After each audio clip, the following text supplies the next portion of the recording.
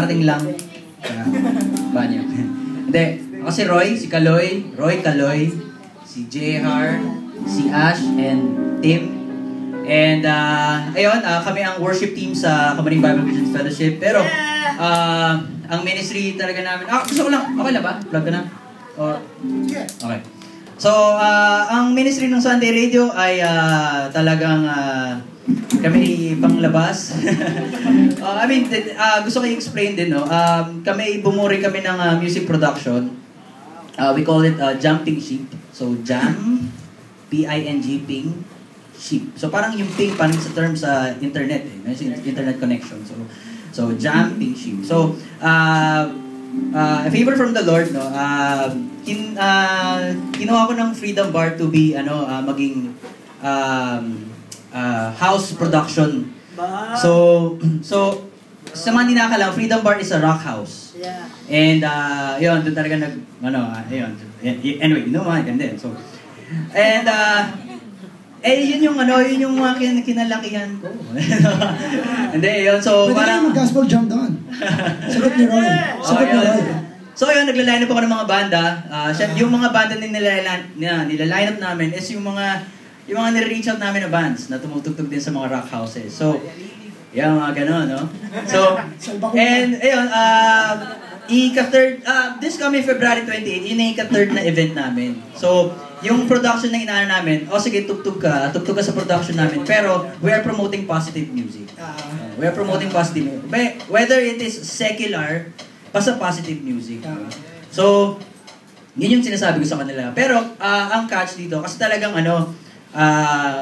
from the grace ng Panginoon, may nagsusupport naman sa amin. So, every event, nagkakaroon kami ng funds to invite yung mga sikat na banda. Nung first na event namin is yung na-invite namin yung Join the Club. It's a secular band. So parang kapag sinabi, tugtog ka dito sa event namin, Join the Club yung banda. O marami na gano'n. And then, go sila sa positive music. Okay, go!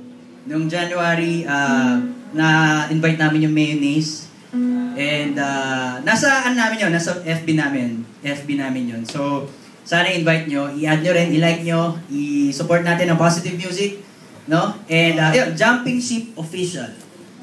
Kasi sabi namin, yung gospel jam taken na yun, kay Direct Mark na yun. Sabi namin, inspiration namin gospel jam, providing positive music and Christian music, pero in a different way naman. Sabi namin, sige, dito kami sa mga fish. Kailangan namin, okay na. Well, we have our new song. Lagi, kapag nandito kami sa gospel jam, talagang dapat like kami may nilalabas. Hindi kasi paborito namin dito eh. Sometimes in our lives, teka lang, magsasalita ako English, bro. Sometimes in our lives, we have to let go and we have to let God. We have to let go, we have to let God. Amen? We have to let go, we have to let God. Amen? This song is called Lego.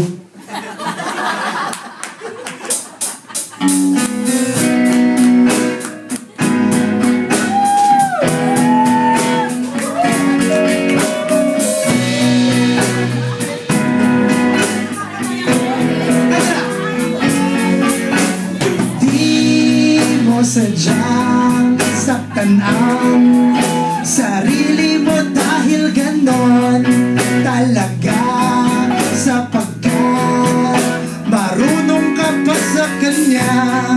Alam mo naman na dapat hawak niya manibela. Huwag nang hintayin masaktan bago pa gawin. Huwag kang matigas na ulo, sige ka ikaw din. Dala ka ng tiyak na may mararating. Iwanan mo na ang lahat, sa kanya tumingin.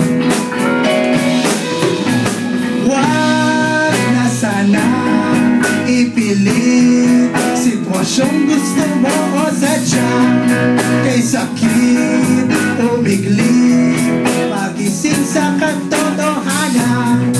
Palupit, umikit, huwag ka nang makulit. Huwag nang hintayin masaktan bago pa gawin.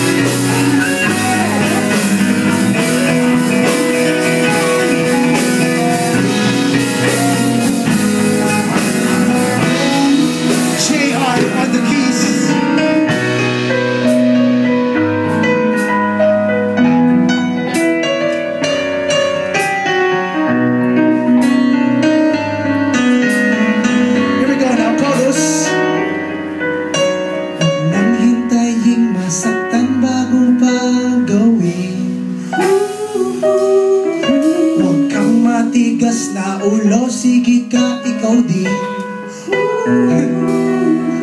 Tiwala ka lang, tiyak na may marami